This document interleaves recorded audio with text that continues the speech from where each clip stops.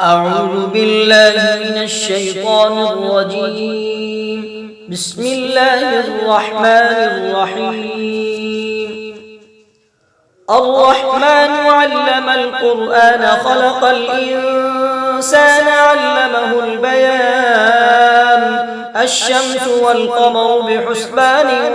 والنجم والشجر يسجدان والسماء رفعها ووضع الميزان ألا تطغوا في الميزان وأقيموا الوزن بالقسط ولا تخسروا الميزان والأرض وضعها للأنام فيها فاكهة والنخل ذات الأكمام والحب ذو العصف والريحان فبأي آلاء ربكما تكذبان خلق الإنسان من صلصال كالفخار وخلق الجان من مارج من نار فبأي آلاء ربكما تكذبان رب المشرقين ورب المغربين فبأي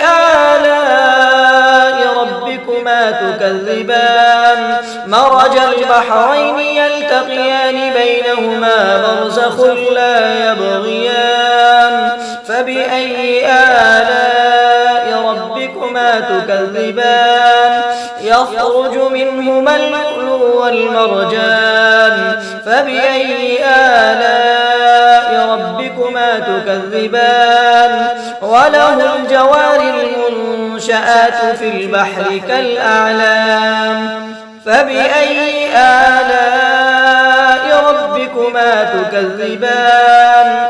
كل من عليها فان ويبقى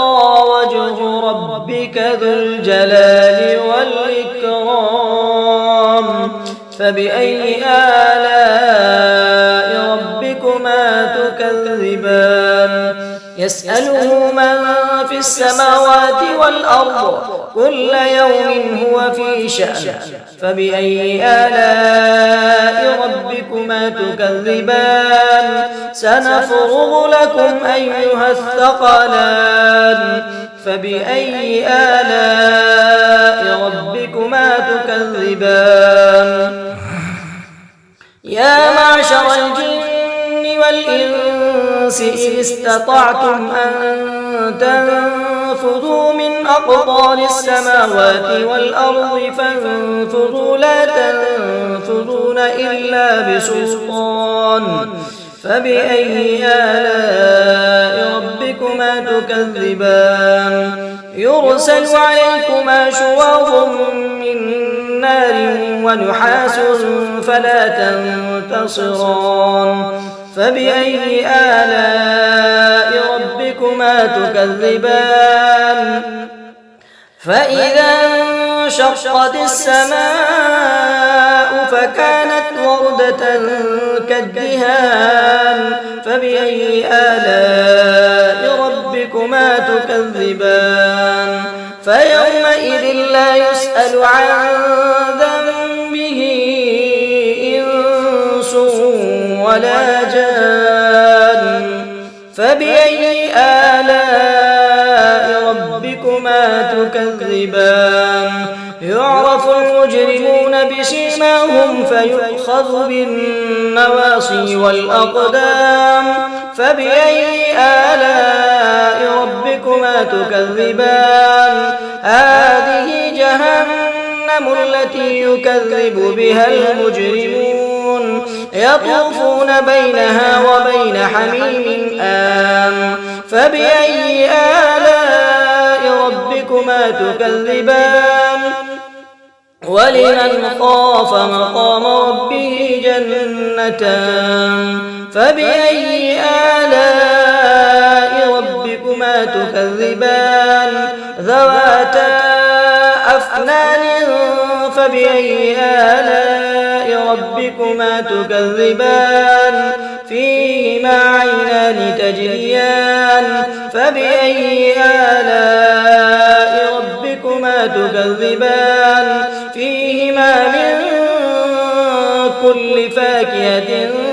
زوجان فبأي آلاء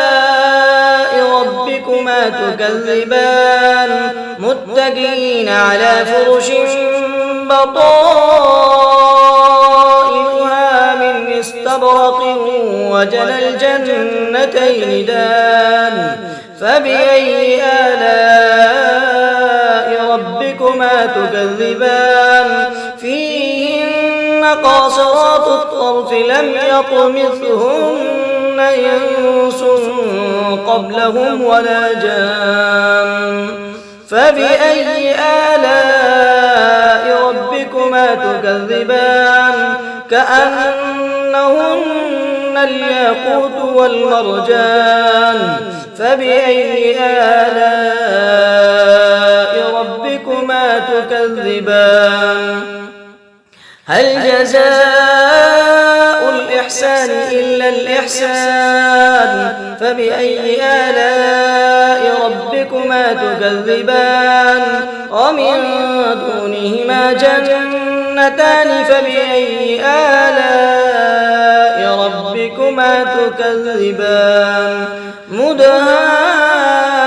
مدهامتان فبأي آلاء ربكما تكذبان فيهما عينان نضاختان فبأي آلاء ربكما تكذبان فيهما فاكهة ونخل ورمان فبأي آلاء ربكما تكذبان فيهن خيرات حسان فبأي آلاء ربكما تكذبان حور مقصورات في الخيام فبأي آلاء ربكما تكذبان لم يطمثهن إنس قبلهم ولا جان فبأي آلاء ربكما تكذبان متكئين على رفرف خضر وعبقري حسان فبأي آلاء ربكما تكذبان تبارك اسم ربك ذي الجلال والإكرام صدق الله العظيم.